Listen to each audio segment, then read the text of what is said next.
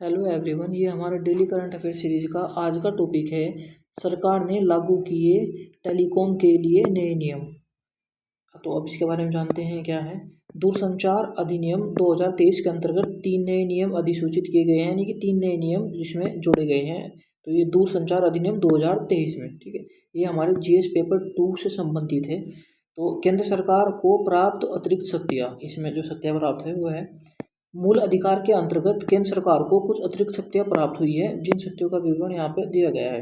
दूरसंचार की परिभाषा को इस प्रकार निर्धारित किया गया है, यानी कि थोड़ा सा चेंज किया गया है कि इसका उपयोग मैसेजिंग ऐप को विनियमित करने के लिए किया जा सकता है। यानी कि कुछ मैसेजिंग ऐप थी, जैसे स्नैप हो गया या व्हाट्सअप हो गया, जो पहले इसके अंतर्गत नहीं थी, अब जो इसके अंतर्गत कर दी गई है, कुछ पहले से ही कुछ अब।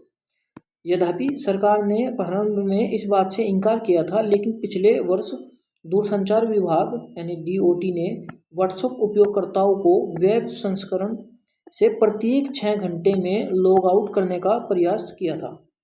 देखो, इसका मतलब ये है कि अगर कोई जैसे वेब चलाता है, यानी कि व्हाट्सअप जो है बिना किसी नंबर के किसी कंप्यूटर में या स्कैन करके चलाता है, तो उसे हर 6 घंटे में अगर वो खुद नहीं करता तो ऑटोमेटिक उसे लॉग आउट कर दिया जाएगा। 6 घंटे के बाद उसे दोबारा से स्कैन करके लॉगिन करना होगा।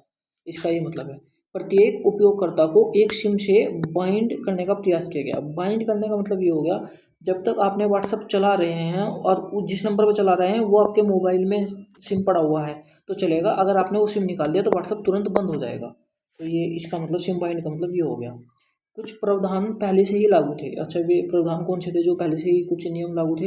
यूनिवर्सल सर्विस ऑब्लिगेशन फंड का नाम बदलकर, जो पहले से ही था, अब जो उसका नाम बदलकर डिजिटल भारत निधि करना शामिल है इसमें, जो पहले से था।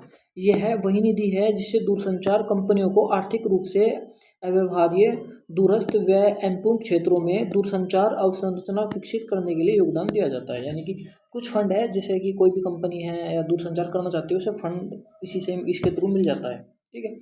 सरकार को राष्ट्रीय सुरक्षा की स्थिति में दूरसंचार अवसंरचना को अपने नियंत्रण में लेने की अनुमति, यानी कि अगर कोई राष्ट्रीय सुरक्षा की बात आती है तो इन सभी दूरसंचार को वो अपने नियंत्रण में ले सकती है। जैसे राष्ट्रपति शासन में स्टेट का शासन सारा सेंट्रल गवर्नमेंट के अंदर आ जाता है। अच्छा, इसमें कुछ अन्य शक्तियाँ भी हैं जो यहाँ पे दी गई हैं।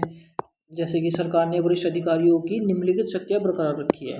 जैसे फ़ोन टैपिंग की शक्ति हो गई, आदेश मतलब जारी करने की शक्ति हो गई, इंटरनेट निगरानी हो गई के आदेश जारी करना, लाइसेंसिंग प्रणाली हो गई, ऑथराइज प्रणाली हो गई, ये सभी जो है ना, ये यहाँ पे दी गई है। आप इन्हें एक बार देख लीजिएगा, ठीक है।